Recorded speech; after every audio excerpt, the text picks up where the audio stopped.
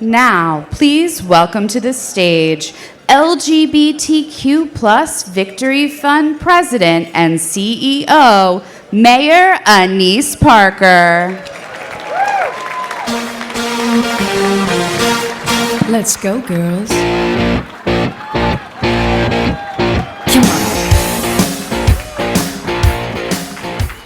on. Good afternoon. Good afternoon. Oh, what a beautiful crowd. I don't want to stop you from filling out those pledge cards. If I see you on the phone, I expect you're finishing your donation or maybe ordering another bottle of champagne. Don't stop. Taylor, thank you for doing the pitch, and thank you for telling your story, and congratulations, and the wedding's in September? That's right. Okay. Expecting the invitation. It wasn't too long ago that marriage equality seemed like a long shot, something we might not attain during our lifetimes. Of course, then Obergefell happened. I'll always remember that moment. I bet all of us will. That deep sigh of relief, the excitement felt across the country that finally,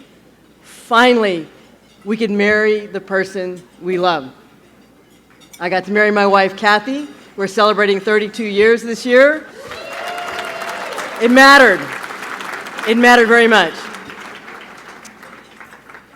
But I will also always remember reading Justice Clarence Thomas's dissent last year when the Supreme Court overturned Roe, or his opinion, and his message was also loud and clear.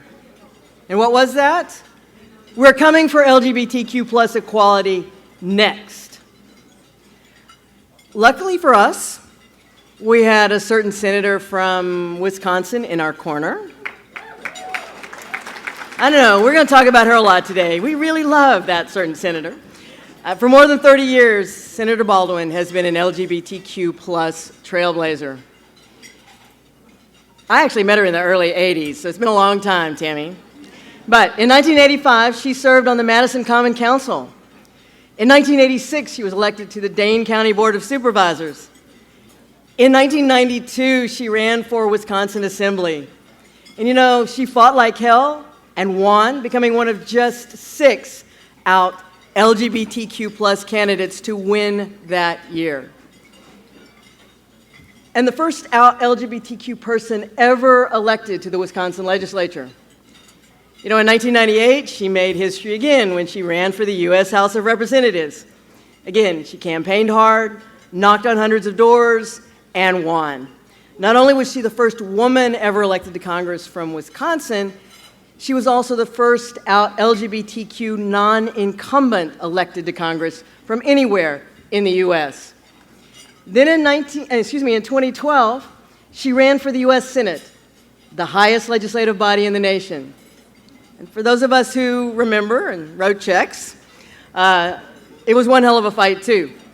But in typical Tammy Baldwin fashion, she campaigned hard and brought home the victory, becoming the first out LGBTQ plus person to serve in the United States Senate.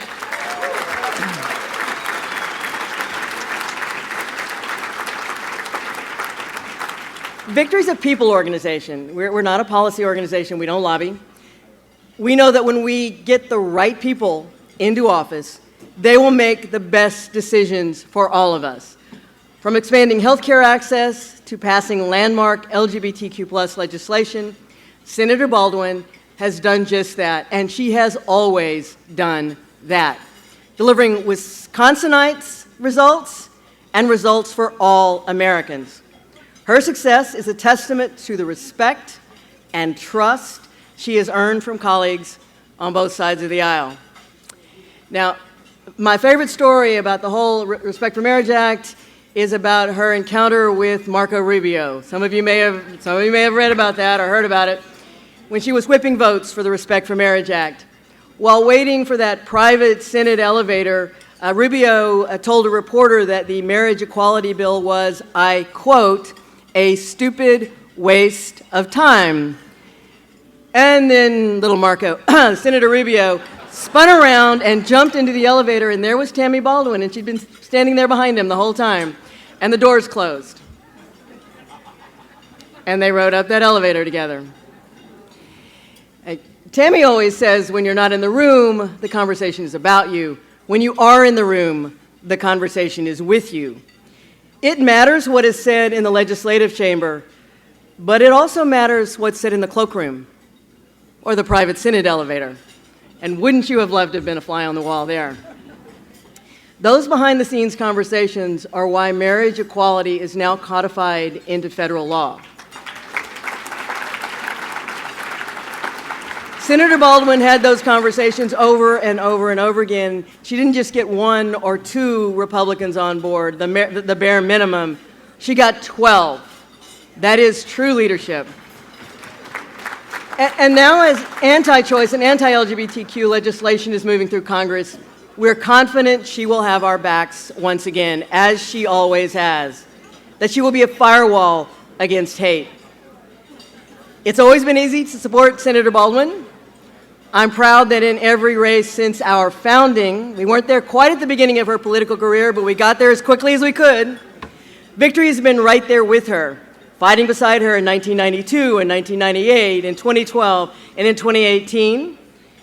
And today I am excited to announce that Victory Fund is proud to endorse Senator Baldwin once again for her re-election campaign for the United States Senate. My friend Senator Baldwin, please join me on stage. We're honored to be in this fight with you. Once again, please